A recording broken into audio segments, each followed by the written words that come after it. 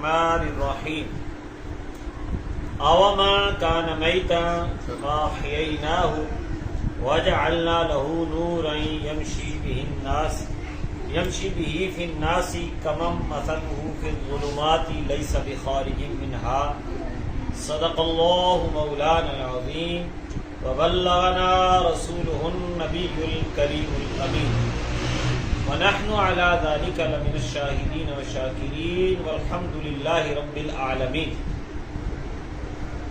معزز اور محترم حاضرین و سامعین، اللہ تبارک و تعالی نے قرآن حکیم کی سورہ انعام کی آیت نمبر 122 میں ایک تقابل ہمارے سامنے رکھا ہے، ایک کمپیریزن ہمارے سامنے رکھا ہے.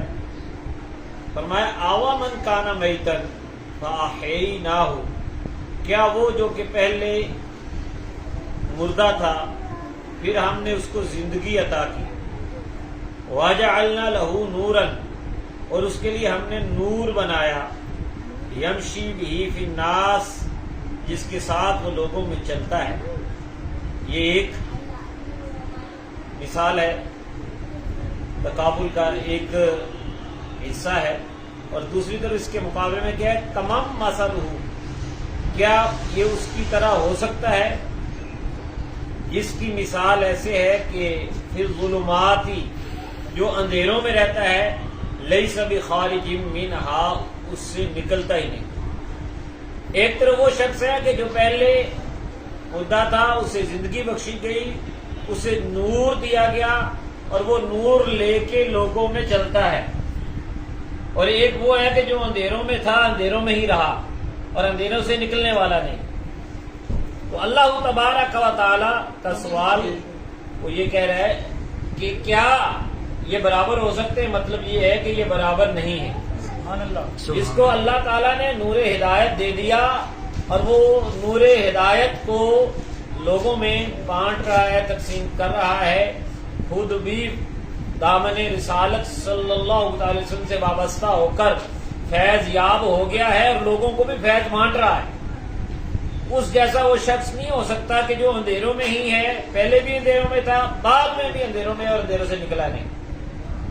تو اس سورہ انعام کی آیت نمبر 122 کی تفسیر میں ایک قول یہ ملتا ہے کہ اس میں جو پہلا شخص ہے اس سے مراد حضرت سیدنا امیر حمزہ رضی اللہ تعالیٰ عنہ ہیں، اور جو دوسری طرف تقابل میں دوسرے شخص کا ذکر ہے اس سے مراد ابو جہل ہے، جو کہ کفر کا سرغنہ تھا. کیونکہ اللہ تبارک و تعالیٰ نے حضرت سیدنا امیر حمزہ رضی اللہ تعالیٰ عنہ کو ایمان عطا فرمایا. میتن سے مراد یہ ہے، ایک زندگی وہ ہے کہ جو ہمارے سامنے ہے، آدمی چل پھر رہا ہے، کھا پی رہا ہے، اس کا دل دھڑک رہا ہے، اس کی نبض جو ہے وہ چل رہی ہے، تو ہم کہتے ہیں کہ یہ زندہ ہے. اور ایک بندہ مر گیا، سانسیں رک گئیں، نبض چلنا بند ہو گئی، دل کی دھڑکن رک گئی، کھانا پینا اس کا بند ہو گیا، تو ہم کہتے ہیں یہ مردہ ہے. یہ ظاہری زندگی ہے. اور ایک باطنی زندگی ہے کہ کئی زمین پر چلتے پھرتے بھی مردے ہوتے ہیں. مطلب کیا ہے کہ ایمان نہیں ہوتا تو پھر جو ظاہری زندگی ہے اس کے ہونے کے باوجود وہ مردہ ہے. تو یہاں مردوں سے مراد یہ تھا کہ پہلے وہ اسلام نہیں لائے تھے ابتدا میں، تو بعد میں ایمان لائے. اللہ تعالیٰ نے فرمایا ہم نے انہیں زندگی بخشی، یعنی روحانی زندگی بخشی. سبحان اللہ. اور جب میرے اور آپ کے آقا علیہ الصلوۃ والسلام نے دعوت حق دینا شروع کی، ویسے تو حضرت امیر حمزہ رضی اللہ تعالیٰ عنہ جو کہ نبی کریم صلی اللہ علیہ وسلم کے چچا ہیں، آپ کے والد عبد المطلب ہیں جو نبی پاک صلی اللہ علیہ وسلم کے دادا ہیں، اور 2 سال پہلے نبی کریم صلی اللہ علیہ وسلم کی ولادت سے 2 سال پہلے آپ کی ولادت ہوتی ہے. اور ایک لحاظ سے آپ نبی پاک کے رضائی بھائی بھی ہیں کہ آپ نے حضرت صہیبہ اور حضرت حلیمہ سعدیہ رضی اللہ تعالیٰ عنہما ان کا دودھ پیا ہے. حضرت نبی کریم صلی اللہ علیہ وسلم کے ساتھ آپ نے جو ہے جن خواتین کا نبی پاک صلی اللہ علیہ وسلم نے دودھ نوش فرمایا ہے انہی کا انہوں نے تو اس لحاظ سے رضائی بھائی بھی ہوئے. اور چچا بھی ہوئے، عمر بھی قریب قریب تھی اور اکٹھے بھی رہے، لیکن نبی کریم صلی اللہ علیہ وسلم کا جو طریقہ مبارک تھا، جیسے جیسے حضور علیہ الصلوۃ والسلام اپنی عمر کی بہاریں طے کرتے جا رہے تھے، آپ زیادہ عبادت میں علیحدہ رہ کے غار حرا میں عبادت کے لیے علیحدہ ہوتے تھے، اور مراقبہ اور اللہ کی بارگاہ میں حاضری جیسے بھی اللہ تعالیٰ نے چاہا آپ فرمایا کرتے تھے۔ اور حضرت سیدنا امیر حمزہ رضی اللہ تعالیٰ عنہ ذرا شکار وغیرہ کے شوقین تھے، اور یہ اپنی طبیعت کے مطابق جو ہے ان کا کافی روب بھی تھا، قریش میں بنو ہاشم میں سے تھے آپ، تو شکار وغیرہ کے شوقین تھے۔ تو جب نبی کریم صلی اللہ تعالی وسلم نے اعلان نبوت فرمایا، نبی ہونے کا اعلان کر دیا، بہت سے لوگ جلدی سے ایمان بھی لے آئے، اور حضرت امیر حمزہ رضی اللہ تعالیٰ عنہ ان کو شروع سے ہی نبی کریم صلی اللہ علیہ وسلم سے فطری طور پر بھی محبت تھی، بہت محبت تھی، اور یہاں پر بھی ابھی آپ خاموشی سے حالات کا مشاہدہ کر رہے تھے، ابھی تھوڑا دور رہ کر بات کو دیکھ رہے تھے، سمجھ رہے تھے۔ اسی دوران ایک واقعہ ہوا کہ جب حضرت امیر حمزہ رضی اللہ تعالیٰ عنہ شکار کر کے واپس آ رہے تھے، کمان ابھی ہاتھ میں ہی تھی، کسی نے آ کے بتایا کہ آج صفا پہاڑی کے پاس ابو جہل نے نبی رحمت صلی اللہ علیہ وسلم کے ساتھ بدتمیزی کی ہے، اور حضور علیہ الصلوۃ والسلام کے ساتھ جسارت کی ہے، انہیں بہت رنج پہنچایا۔ آپ کو محبت تھی اپنے بھتیجے حضرت محمد مصطفیٰ صلی اللہ علیہ وسلم کے ساتھ، تو اسی حالت میں آپ نے اپنا رستہ بدلا اور حرم کعبہ کے صحن میں پہنچے، جہاں ابو جہل اپنے دوستوں اور اپنے قبیلے کے لوگوں کے ساتھ بیٹھا تھا، اور آپ نے جاتے ہی سب سے پہلا کام یہ کیا کہ آپ نے وہ اپنی کمان زور سے اس کے سر پہ دے ماری، اور کہا کہ تم نے محمد صلی اللہ علیہ وسلم کے بارے میں ایسے ایسے کیا ہے۔ اس نے کہا ہاں۔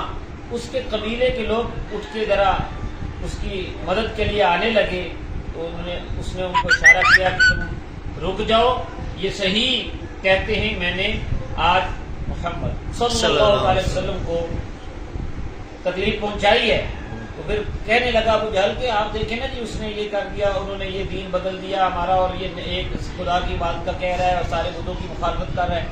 تو حضرت سیدنا امیر حمزہ رضی اللہ تعالیٰ عنہ نے اسی جگہ ایک روایت میں آتا ہے کہ کہا کہ تم یہ بات کہتے ہو تو سن لو، آج میں بھی کہتا ہوں اشہد ان لا الہ الا اللہ واشہد ان محمد عبدہ ورسولہ۔ ادھر ہی آپ نے ایمان کا اعلان کر دیا تھا، اور ایک روایت میں آتا ہے کہ نبی کریم صلی اللہ علیہ وسلم کی بارگاہ میں حاضر ہو گئے، اور حضور علیہ السلام سے عرض کرنے لگے کہ آج میں نے آپ کا بدلہ لے لیا ہے، میرے اور آپ کے آقا حضرت محمد مصطفیٰ صلی اللہ علیہ وسلم، کیونکہ داعین الی اللہ، سب کو اللہ کی طرف بلانے والے ہیں۔ آپ نے کہا مجھے زیادہ خوشی اس کی ہوگی کہ آپ ایمان لے آئیں، تو اس وقت آپ ایمان لے آئے۔ تو نبی کریم صلی اللہ علیہ وسلم کی ناموس کی حفاظت کی برکت سے اللہ تعالیٰ نے آپ کو ایمان عطا فرمایا۔ سبحان اللہ۔ نبی کریم صلی اللہ علیہ وسلم کے ساتھ ساتھ رہے ہر معاملے میں، حضور علیہ السلام کے ساتھ ان کے ہونے سے اسلام کی قوت اور بڑی اور روب اور بڑا، اور بڑے بڑے غزوات میں بھی نبی کریم صلی اللہ علیہ وسلم کے ساتھ رہے، خاص کر غزوہ بدر اور احد میں آپ کی شجاعتیں نبی کریم صلی اللہ علیہ وسلم کے سامنے، جن کے بارے میں امام اہل سنت نے کہا کہ ان کے آگے وہ حمزہ کی جاں بازیاں، شیر برہ نے سکوت پہ لاکھوں سلام۔ جب شتر مرغ کا پر آپ نے باندھا ہوا تھا، دونوں ہاتھوں میں تلواریں تھی، اور کفر کے سرگنوں کو گاجر مولی کی طرح کاٹ رہے تھے، اور ابتدا میں جب 1 to 1 مقابلہ ہوا تھا، اس وقت بھی آپ ہی کو نبی کریم صلی اللہ علیہ وسلم نے مقرر فرمایا تھا، حضرت علی مرتضیٰ رضی اللہ عنہ اور ایک اور صحابی کے ساتھ۔ تو آپ نے اپنے مخالفین کو تحقیق کیا، غزوہ بدر میں بھی، غزوہ احد میں بھی، اور غزوہ احد میں آپ کی شہادت ہوئی۔ یہ غزوہ احد اسی مہینے میں ہوا ہے، شوال کے مہینے میں۔ آپ ہمارے مبشر رضی اللہ تعالیٰ عنہ کا ذکر کرتا ہے، نبی کریم صلی اللہ علیہ وسلم سے خوش ہوتے ہیں کیونکہ ان کو نبی پاک سے پیار تھا، اور نبی کریم صلی اللہ علیہ وسلم کو ان سے بڑا پیار تھا۔ تو غزوہ احد 15 شوال کو آپ کی شہادت ہوتی ہے، اور شہادت کے بعد آپ کے جسم مبارک پر کو بھی جو ہے وہ ناروا سلوک کیا گیا، وہ سارا مشہور ہے، اور حضور علیہ السلام کو بہت اس کا دکھ بھی تھا، رنج بھی رہا۔ اور نبی رحمت صلی اللہ علیہ وسلم نے جب آپ کا جنازہ خود پڑھایا تو سامنے ہی رکھا رہا، اور 70 جنازے دیگر بھی ہوئے، تو وہ سامنے رہا، تو گویا کہ 70 مرتبہ نبی کریم صلی اللہ علیہ وسلم نے ان کا جنازہ پڑھایا. تو حضرت سیدنا امیر حمزہ رضی اللہ تعالیٰ عنہ آپ کی بہت سی صفات ہیں، جس میں سے سب سے بڑھ کے عشق رسول، سبحان نبی اللہ، کریم صلی اللہ علیہ وسلم سے محبت اور آپ پر اپنی جان نثار کر دینا، بے شک، یہ ایک بہت بڑا وصف ہے. ناموس رسالت، ناموس قرآن، اور اس قسم کے، اور اسی طرح جو فلسطین کے حالات ہیں، اس تناظر میں اگر آج دیکھیں تو حضرت امیر حمزہ رضی اللہ تعالیٰ عنہ کا جذبہ تمام مسلمانوں کی اس کی ضرورت ہے کہ جس طرح انہوں نے نبی کریم صلی اللہ علیہ وسلم کے لیے اپنی زندگی کو وقف کیا اور اسلام کی خاطر جان دی اپنی، تو وہ ہمارے لیے مشعل راہ ہے. دوسرا آپ کی صفات میں یہ بھی آتا ہے کہ آپ وصول الرحم تھے. وصول الرحم کا مطلب یہ ہے کہ صلہ رحمی بہت زیادہ کرنے والے، رشتہ داروں سے حسن سلوک کرنے والے. اور اسی طرح آپ کو فعول الخیرات بھی کہا جاتا ہے کہ خیرات، نیکیاں بہت زیادہ کرنے والے.